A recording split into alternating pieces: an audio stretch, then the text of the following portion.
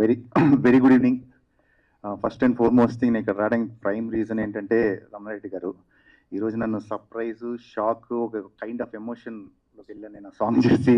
But see jokes apart, CM పెళ్ళాం అది women empowerment film ఇది. నేను సీఎం రోల్ చేశాను ఇందులో, ఇంద్రజ గారు వైఫ్ రోల్ చేశారు. But completely this film belongs to Indraja గారు. ఎందుకు చెప్తున్నానంటే మెయిన్లీ ఇప్పుడు ఉంటుంది చాలా మన స్టేషన్ ఉంటుంది. నాకు రమణారెడ్డి గారు స్పాట్ ఏంటంటే మొత్తం ఇంత బౌండ్ స్క్రిప్ట్ తీసుకొస్తారు ఆయన. సీన్కి ఇంత ఉంటాయి ఒక్కొక్కటి. సో ఆల్మోస్ట్ 70-80 సీన్స్ బౌండ్ స్క్రిప్ట్తో వచ్చి చాలా హ్యాపీ. అండ్ రామకృష్ణ గారికి కూడా first film and all the best and congratulations to anyone. Indraja garu happy to work with you. నేను చాలా హ్యాపీ. దిక్కులు చూడగానే చేసాం, మళ్ళీ ఫిలిం చేసాం. Always pleasure. And yeah, thank you so much. Sir one question, అంటే ఇంద్రజ గారి దగ్గర నుంచి నేర్చుకోవాలి అనుకుంటే ఏం నేర్చుకుంటారు sir? Punctuality and discipline. Yeah, come on. And sir director గారు రమణారెడ్డి గారి దగ్గర నుంచి ఏదైనా దొంగిలించాలంటే మిమ్మల్ని సార్. ఆ సాంగ్లో నేను అలా చేయలేనండి అంత ఎనర్జీగా. యా, దట్ ఐ కెన్ గట్టిగా చెప్పగలను. Yeah, thank you sir, thank you. Next, sweet ఉండాలంటే తినాలి కాకినాడ కాజా, స్వీట్ గా మాట్లాడాలంటే ఉండాలి నారాయణ ఇంద్రజ.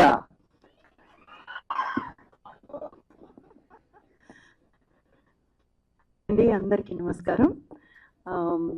ఇది ఒక చాలా మంచి కంటెంట్ ఉన్న ఒక కథ. ఐ నో ఒక స్మాల్ బడ్జెట్ ఫిల్మ్. మేమందరం ఎంతో కృషి చేసి ఈ మూవీని తీసుకొస్తున్నాం మీ ముందు. ఇందాక అజయ్ గారు చెప్పినట్టు రమణారెడ్డి గారు అయితే ఒక ఫుల్ బౌండెడ్ స్క్రిప్ట్తోనే వస్తారు. అందులో ఓన్లీ స్క్రిప్ట్ అండ్ డైలాగ్స్ మాత్రమే ఉండదు. కాస్ట్యూమ్స్ దగ్గర నుంచి ఆర్టిస్ట్ ఈ సీన్కి ఏం కాస్ట్యూమ్ వేసుకోవాలి, ఎలా ఉండాలి అని మొత్తం బౌండెడ్ స్క్రిప్ట్ అనమాట. ఇప్పుడు ఈ మధ్య మాకున్న ఒక నమ్మకం ఏంటంటే కంటెంట్ ఉన్న కథల్ని ఆడియన్స్ చూస్తున్నారు. వాళ్ళు స్టార్స్ ఎవరు, ఇందులో ఎవరెవరు చేశారు అన్న దానికంటే కూడా ఎక్కువ ఇంపార్టెన్స్ కంటెంట్కి ఇస్తున్నారు అనేది మాకొక గట్టి నమ్మకం ఇప్పుడు ఈ మధ్య కాలంలో. సో ఆ నమ్మకం మీదే మేము ఈ కృషి చేశాము, ఈ మూవీని మీ ముందుకు తీసుకొస్తున్నాము. చూడండి, తప్పకుండా మన ప్రతి ఒక్కరి లైఫ్లో రిలేట్ అయ్యేటువంటి విషయాలు చాలా ఉన్నాయి ఈ మూవీలో.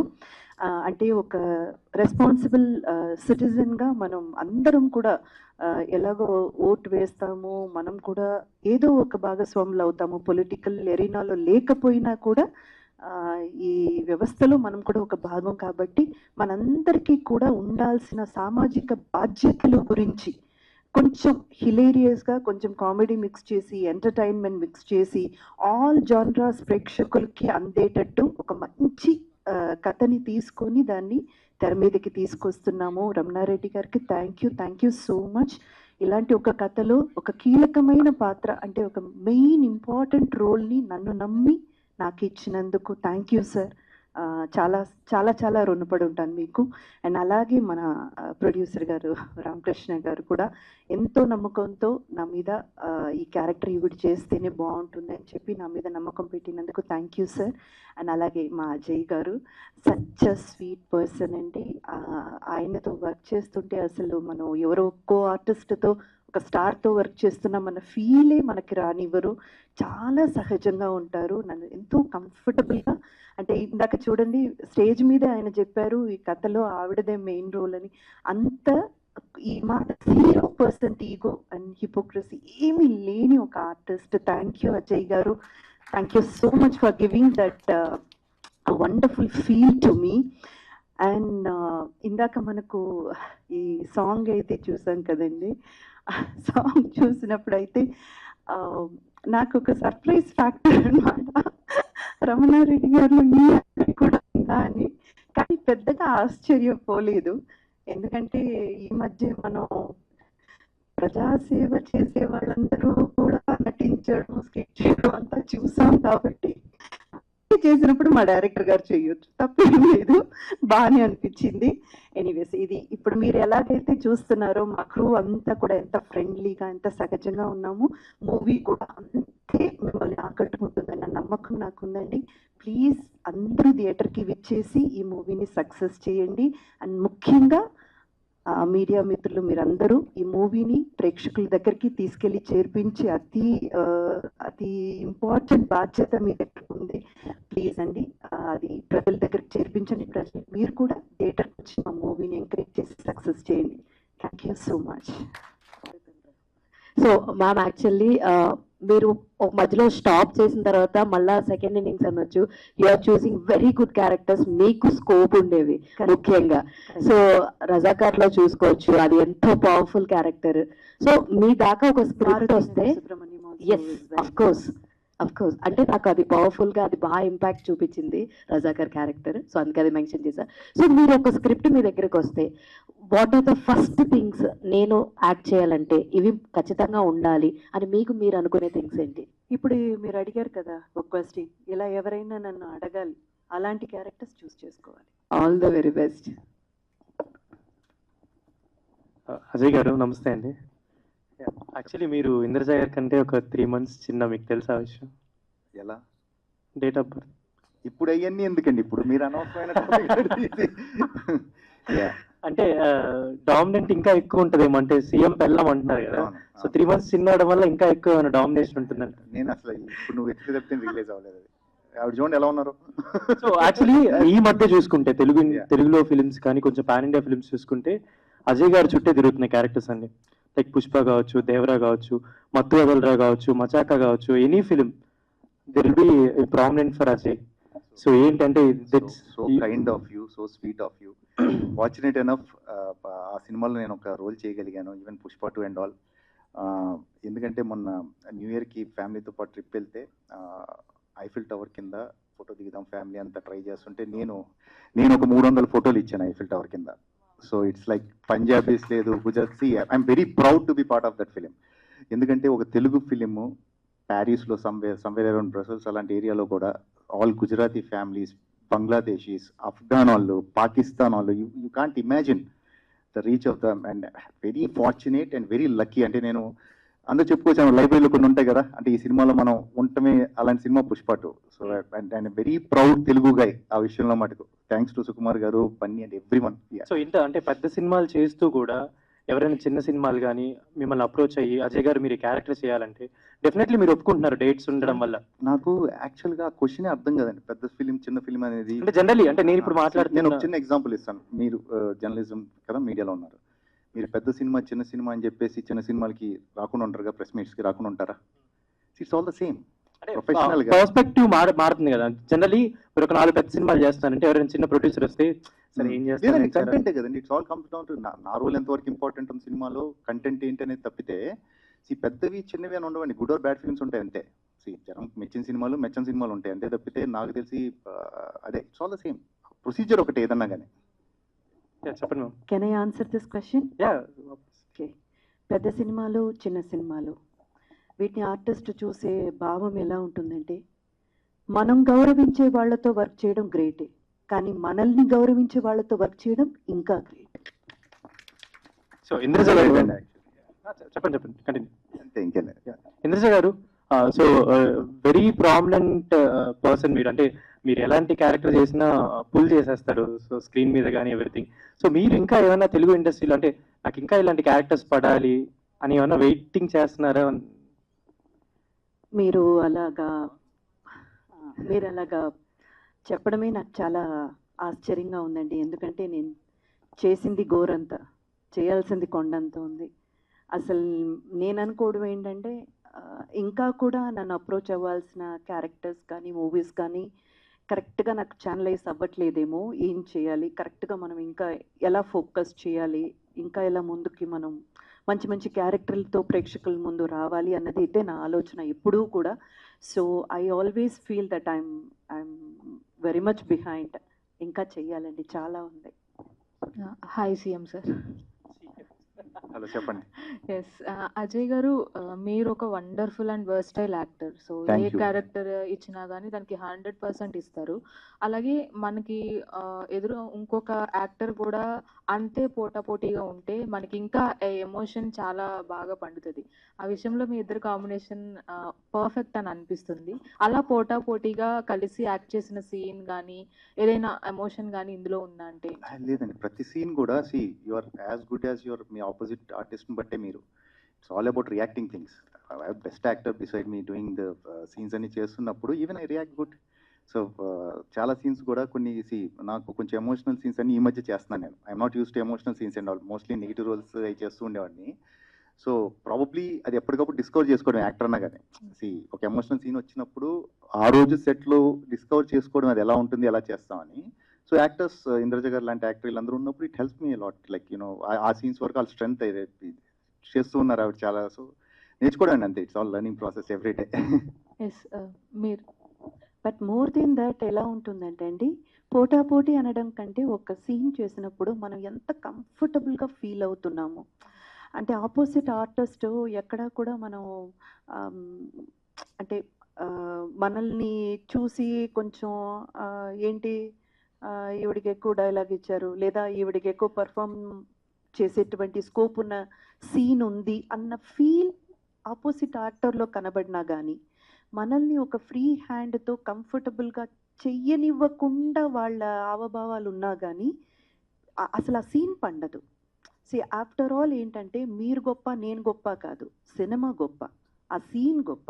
సో దానికి ఏం కావాలో అది ఇచ్చేటువంటి ఆర్టిస్ట్ అండ్ ఆపోజిట్ పర్సన్ని కంఫర్టబుల్గా పెట్టుకోవాలి, వాళ్ళకి కూడా ఆ స్పేస్ ఇవ్వాలి అనే ఆలోచన ఉన్న ఆర్టిస్ట్తో మనం వర్క్ చేసినప్పుడు ఆ సీన్ చాలా బాగుంటుంది. ఆడియన్స్ ఈజీగా కనెక్ట్ అవుతారు.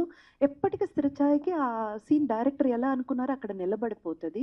So I feel it is all because ఈ మూవీకి సంబంధించి ఒకవేళ నేను చాలా బాగా పర్ఫామ్ చేశానని ఇందాక డైరెక్టర్ గారు చెప్పారు. ఒకవేళ మీరందరూ కూడా రేపు అనుకుంటే దానికి ఒక మేజర్ రీజన్ అజయ్ గారు. I made me so comfortable and అందరూ కూడా మీకు ఇక్కడ నేను ఒకటి చెప్తాను. ఆర్టిస్ట్ మేము సీన్ రాసుకునేప్పుడు యాక్చువల్లీ 30-40%, కానీ ఇలాంటి ఆర్టిస్టుల చేతులు పడితే అది మెచ్యూర్డ్ అయిపోతుంది 100%. ఇంద్రజ గారు, అందరూ మీకు సెకండ్ ఇన్నింగ్ స్టార్ట్ చేశారు అని అంటారు కానీ సో ఆ మాట అన్నబుద్ధి అయ్యట్లేదు, ఎందుకంటే you are still looking young అన్నమాట. అందరికి చాలా మందికి ఇన్స్పిరేషన్ మీరు. సో దానికి ఏదైనా కొన్ని టిప్స్ కానీ రీజన్ మూడు టిప్లు చెప్తానండి, కానీ అది పాటించడం ఈజీయా కష్టమా నాకు తెలియదండి. ఒకటి, ఎలాంటి చెడు అలవాట్లకి బానిస అవ్వకండి, దయచేసి బానిస అవ్వకండి. అది ఫస్ట్ టిప్. అది మీరు 10 ఏళ్ళు వెనకేసేయచ్చు, అది ఏమైనా కానివ్వండి. అవి ఒక్క అక్కే కదండి, ఏం వద్దు. మీ ఆరోగ్యమే మహాభాగ్యం. హెల్త్ పోతే మీ దగ్గర ఎంత డబ్బులున్నా వేస్ట్, మీరు ఎంత గొప్ప టాలెంటెడ్ పర్సన్ అయినా వేస్ట్. మీ జీవితాన్ని మీరే నాశనం చేసుకున్నట్టే. సో చెడు అలవాట్లకి బానిస అవ్వకండి. సెకండ్ థింగ్, మీకంటూ కొంచెం టైం యోగా లేదా ఎక్సర్సైజ్ ఏదైనా కావచ్చండి, మీకంటూ మినిమం 1/2 అవర్ to 1 అవర్ కేటాయించండి. మీ శరీరానికి మీరు చేసేటువంటి హెల్ప్, అది మీకోసం పనిచేసే మీ శరీరానికి మీరేం హెల్ప్ చేయగలరు తిరిగి అంటే దయచేసి మీకోసం అది ఎక్సర్సైజ్ జిమ్కి వెళ్ళే చేయాలన్నంత లేదండి, ఇంట్లోనే యోగా చేసుకోవచ్చు. ఇది సెకండ్ థింగ్ అండి. థర్డ్ థింగ్, మీ ఫుడ్ ఆహార విషయంలో చాలా చాలా జాగ్రత్తగా ఉండండి. ఏది పడితే అది తినేయడం అండ్ జంక్ ఫుడ్స్ తినేయడం, ఎలా పడితే అలా కాకుండా మీ ఆహార విషయంలో శ్రద్ధగా కొంచెం జాగ్రత్తలు తీసుకొని, ఏం లేదండి మనల్ని మనం చూసుకుంటే మన శరీరం మనల్ని చూసుకుంటుంది, మనల్ని మనం కాపాడుకోవాలి అంతే. అది చేయగలిగితే మీకున్న టాలెంట్కి, మీకున్న సత్తాని ప్రూవ్ చేసుకోవడానికి మీరు అనుకున్న వెంటనే టైం రాదు, మీకు ఏదో ఒక రోజు వస్తుంది. మీరు ఇది ఎప్పుడు జరుగుతుందా అని మీరు వెయిట్ చేస్తారు. ఆ టైం వచ్చినప్పుడు మీ బాడీ మీకు సహకరించదు. అయ్యో ఇప్పుడు నాకు కరెక్ట్ టైం ఉంది, నాకు మంచి అవకాశం వచ్చింది, కానీ అది నేను సద్వినియోగం చేసుకోలేకపోతున్నాననే బాధపడతారు. సో రెడీగా ఉండండి. మీకు అసలు అవకాశమే లేకపోయినా మీ హెల్త్ని కాపాడుకొని ఆరోగ్యంగా పెట్టుకొని ఫిట్నెస్ని మెయింటైన్ చేస్తూ మీరు రెడీగా ఉండండి. ఏదో ఒక రోజు మీకు అవకాశం వచ్చినప్పుడు దాన్ని పర్ఫెక్ట్గా మీరు ఉపయోగించుకోవడానికి మీ శరీరం మీకు హెల్ప్ చేస్తుంది. Thank you so much ma'am. Ajay గారు, సో యాక్టర్గా చాలా డిఫరెంట్ క్యారెక్టర్స్ ఏం చేశారు. నెగిటివ్ షేడ్స్ క్యారెక్టర్స్ కూడా చాలా ఇంపాక్ట్ ఉంటాయి మీ ఆడియన్స్ చూస్తే మీకు రోజులో. సో పాజిటివ్ సైడ్లో కూడా మీ ఇద్దరు కలిసి ఒక మూవీ చేశారు. సో అది కూడా పుల్అప్ చేసింది ఆడియన్స్ని. సో సీఎం పెళ్ళం అనేది సమ్ రెస్పాన్సిబిలిటీ క్యారెక్టర్ అది. సో దాన్ని ఎలా చేశారు? అట్లాగే కలెక్టర్ గారి పెళ్ళం అని కూడా ప్రకాష్ రాజ్ గారు మూవీ వచ్చింది. సో ఆ స్టోరీ ఏమైనా చూసారు? ఆ మూవీ ఇన్స్పిరేషన్ తీసుకున్నారా? సారీ అండి, నేను ఆ ఫిలిం చూడలేదు, to be very honest with you. ఈ సినిమా సంబంధించినంత వరకు మటుకు భూమిక. ఓకే, సారీ, నేను చూడలేదు. స్టిల్ నేను చూడలేకపోయినా. సంబంధం లేదంటున్నారు, నేను చూడలేదు, నేను కమెంట్ చేయలేదు దాని మీద. బట్ ఈ సినిమా వరకు మటుకు ఇట్స్ ఆల్ కంటెంట్ అండి. నాకు నచ్చింది కంటెంట్. మనం ఫస్ట్ టైం విన్నప్పుడు ఏదైతే మన ఇంప్రెషన్ ఉంటుందో అదే సినిమా. ఫస్ట్ టైం నాకు రమణారెడ్డి గారు చెప్పినప్పుడు నచ్చింది. I still stick to that. ఆయన బాగా చేశారు సినిమా, మంచి ఫిలిం అవుతుంది. That's it. ఇంద్రజ గారు, చాలా లాంగ్ బ్యాక్ నుంచి ఉన్నారు మీరు, చాలా డిఫరెంట్ క్యారెక్టర్స్ చేశారు. సో ఓకే, ఫిలిం ఓరియంటెడ్ కూడా చేశారు. రాజకర్లో కావచ్చు స్ట్రాంగ్ క్యారెక్టర్ చేశారు. మారుతి నగర్ సుబ్రహ్మణ్యం ఆ మూవీలో కూడా ఒక ఫ్యామిలీ ఓరియంటెడ్ ఫ్యామిలీ ఉమెన్ చేశారు. సో దీంట్లో సీఎం గారి వైఫ్ అంటే సో చాలా మందికి తెలియదు. సీఎం గారి వైఫ్ అంటే ఆవిడకంటే ఒక స్టేటర్ ఉంటుంది. సో ఆడియన్స్లో ఎలా ఉంటారు, జనాలు కామన్ ఆడియన్స్ ఎలా ఉంటారో తెలియదు. సో అటువంటి క్యారెక్టర్ చేయాలంటే హోంవర్క్ ఏం చేశారు దీనికి? హోంవర్క్ అంటే ప్రత్యేకంగా బాడీ లాంగ్వేజ్లో కానీ మేకప్లో కానీ లేకపోతే అలాంటివి ఏం హోంవర్క్ చేయలేదండి. కానీ సార్ నాకు నెరేట్ చేసినప్పుడు నాకు గట్టిగా అనిపించింది ఏంటంటే, అవును కదా, వీళ్ళు పదవిలో ఉన్నారు, పదవిలో ఉండే చెయ్యాలన్న అవసరం లేదు. ఇప్పుడు పదవిలో ఉన్న వాళ్ళ చుట్టూ ఆ ఒక ఇన్ఫ్లుయెన్స్ని యూజ్ చేసుకొని ఎంతోమంది సంపాదిస్తున్నారు కదా, అది మనం చూస్తున్నాము. మనం ఇన్ జనరల్గా సొసైటీలో ఉన్నది అదే కదండి. ఒక్క వ్యక్తి పదవిలో ఉంటాడు, వాడి చుట్టూ ఉన్న వాళ్ళందరూ, అది బంధువులు మిత్రులు కావచ్చు ఎవరైనా కావచ్చు, సంపాదించుకుంటారు మంచిగా. కానీ అలా సంపాదించుకునే ఆలోచన లేకుండా సమాజానికి ఏదైనా మంచి చేయాలన్న ఆలోచనతో ఒకరు బయటకు వస్తే వాళ్ళకి సపోర్ట్ ఎలా ఉంటుంది, లేదా వాళ్ళు చేయగలిగింది ఏంటి అన్నది సార్ నాకు నరేషన్ ఇచ్చినప్పుడు భలే ఉంది కదా ఈ పాయింట్. అవును కదా, ఆయన పదవిలో ఉన్నారు, పదవిలో ఉన్న దాన్ని పెట్టుకొని ఈవిడ దాన్ని ఇన్ఫ్లుయెన్స్ చేయడంలో మంచి విధంగా పాజిటివ్గా చేస్తే, ఓ ఇది చాలా మంచి పాయింట్ కదా, ఇది చెయ్యాలి అని చెప్పి నాలో నిజంగానే ఆ ఆతృత పుట్టుకొచ్చింది. నిజంగానే నేను నా మనసు పెట్టి చేశాను ఈ movie. Okay, out of the box question అండి. ఒక పాడ్కాస్ట్లో మీరు చెప్పారు జనరేషన్ గురించి. సో చాలా డిప్రెషన్కి వెళ్తున్నారు, లోన్లీగా ఫీల్ అవుతున్నారు అని చెప్పారు. మరి పర్సనల్గా మీరు ఫీల్ అయ్యి చెప్పారా కొద్ది? చూస్తున్నానండి, చాలా మందిని చూస్తున్నాను. నేను ఇప్పుడు రియాలిటీ షోస్ కూడా చేస్తున్నాను, మీ అందరికీ తెలిసే ఉంటుంది. అక్కడ వచ్చే పిల్లలు, అక్కడ పార్టిసిపేట్ చేసే ఆర్టిస్టులు, గ్యాలరీలో ఉన్న వాళ్ళు, నేను మీట్ అయ్యే ఒక్కొక్కరిని నేను చూసినప్పుడు నాకు నిజంగా అనిపిస్తుంది. అది ఎందుకో తెలియదు, వాళ్ళు ఒంటరితనం ఎక్కువ ఫీల్ అవుతున్నారు, ఎక్కువగా లోన్లీగా ఫీల్ అవుతున్నారు, అండ్ డిప్రెషన్లోకి ఎక్కువగా వెళ్ళిపోతున్నారు అన్నది నేను నా కళ్ళారా చూశాను. సరే, అది ఎక్కడో ఒక చోట చెప్పితే ఆ జనరేషన్కి, మన యంగర్ జనరేషన్కి వెళ్ళి చేరుతుంది కదా అన్న ఉద్దేశంతో చెప్పానండి. రమణారెడ్డి గారు, మీరు దీంట్లో యాక్టర్గా కూడా చేశారు కదా? లేదు, ఓన్లీ పాట. సో ఆ పాట చేయకండి, ఓకే, వాళ్ళిద్దరు కొట్టేస్తున్నారు నన్ను. సో ఆ సెగ్మెంట్ మీరే చేయడానికి రీజన్ ఏంటి? అంటే ఆ మెసేజ్ మంచి క్వశ్చన్ వేసావు, కరెక్ట్.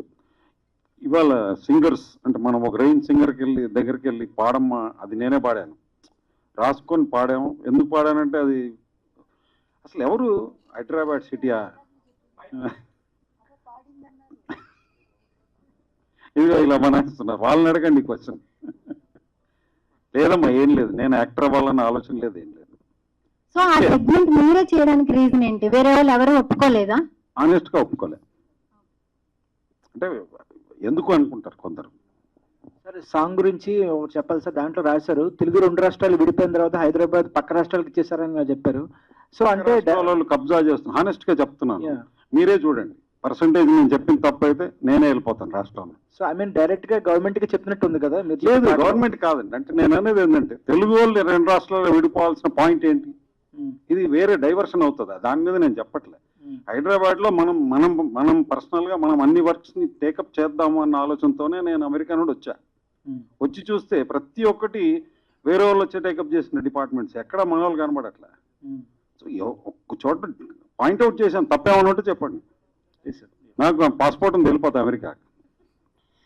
అంటే ఎలాంటి కాంట్రవర్సీలు వచ్చినాయి? కాంట్రవర్సీ కాదమ్మా, తప్పు.